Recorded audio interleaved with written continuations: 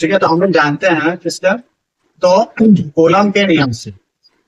Coulomb का नियम क्यों लगाएंगे, क्योंकि दो आवेशों के बीच जो बल लगता है कूलम दिया है, तो कूलम के नियम के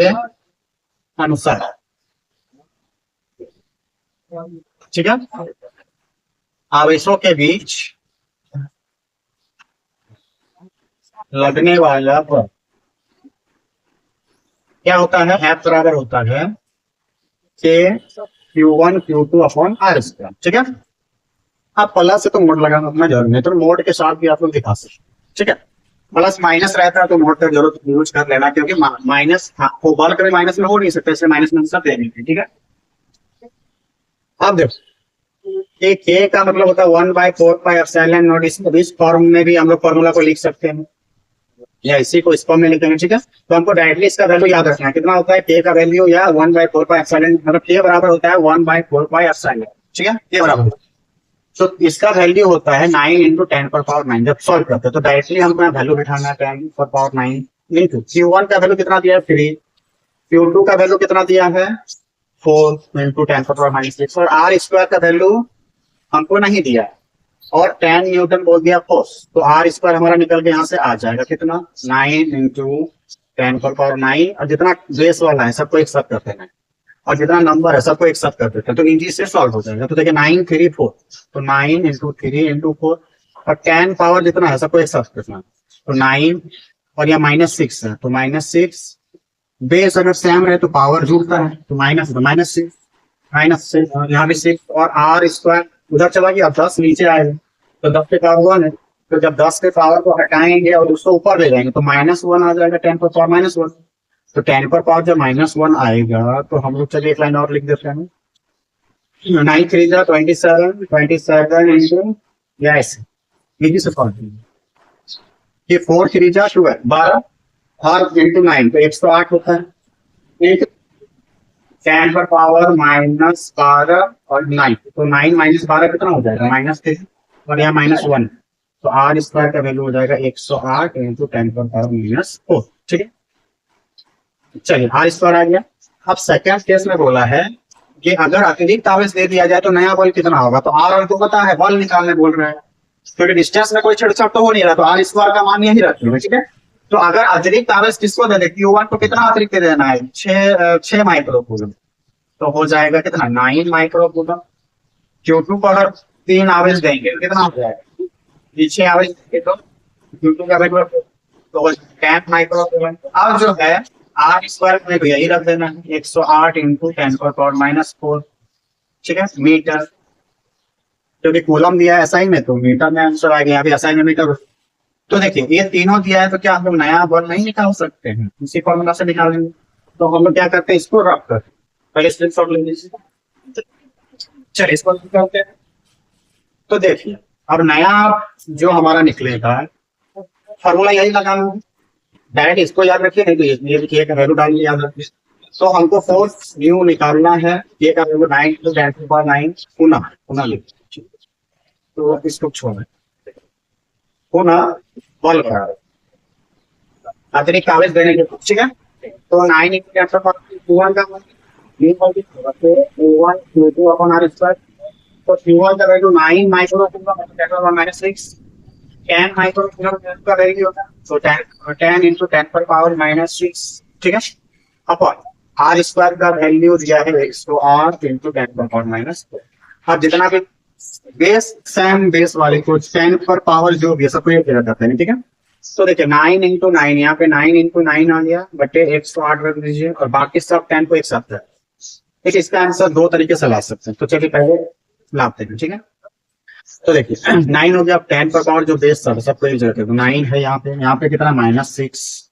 यहाँ पे कितना है, यहाँ पे है 1, तो +1, यहाँ पे कितना -6, ठीक है।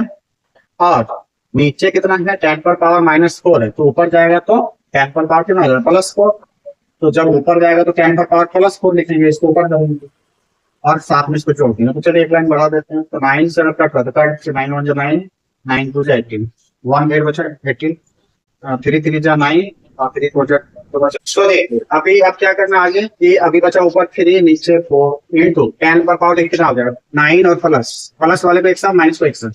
तो 9 और +1 10 और 6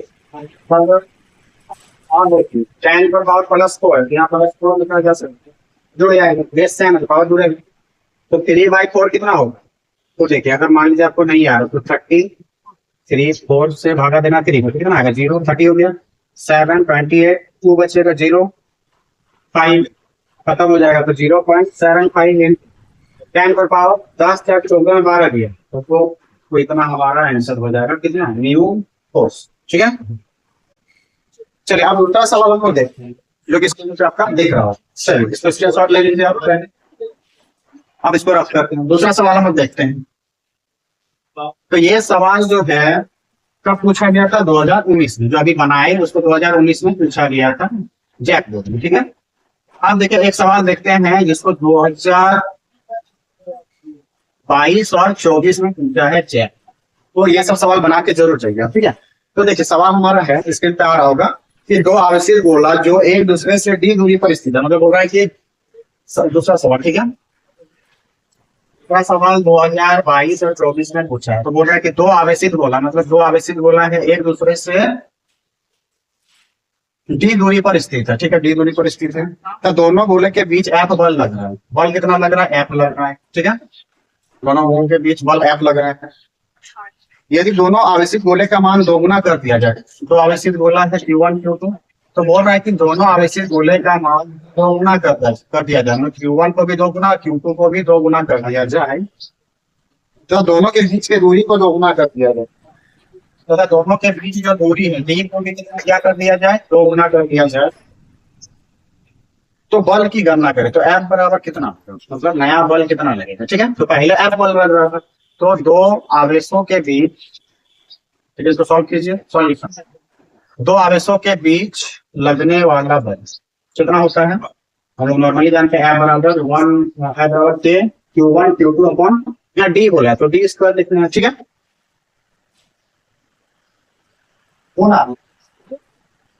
जब Q1 को 2 गुना Q2 को 2 गुना, ठीक है, Q1 को 2 गुना Q2 को 2 गुना और डिस्टेंस को भी 2 गुना कर दे, तब नया बल, तो Fn कितना होगा, तो देखिए ये रखिए Q1 को कितना करना है, 2 गुना कर दिए, F का फॉर्मूला में बिठाना, ठीक है, नया वाला में ये फॉर्मूला तो वही होगा ना, दो आवेश के बीच लगने वाला बल चाहे। तो देखिए अभी Q1 को हम लोग क्या कर दिए, Q1 को 2 गुना कर दिए, Q2 को भी 2 गुना करना है और दूरी को भी कितना करना है, 2 गुना करना है, तो 2 गुना पे स्क्वायर R पे स्क्वायर, मतलब बल तो इतना ही लगेगा ना, नया हो या पुराना हो, बल दो आवेशों के बीच हमेशा यही लगेगा, ठीक है।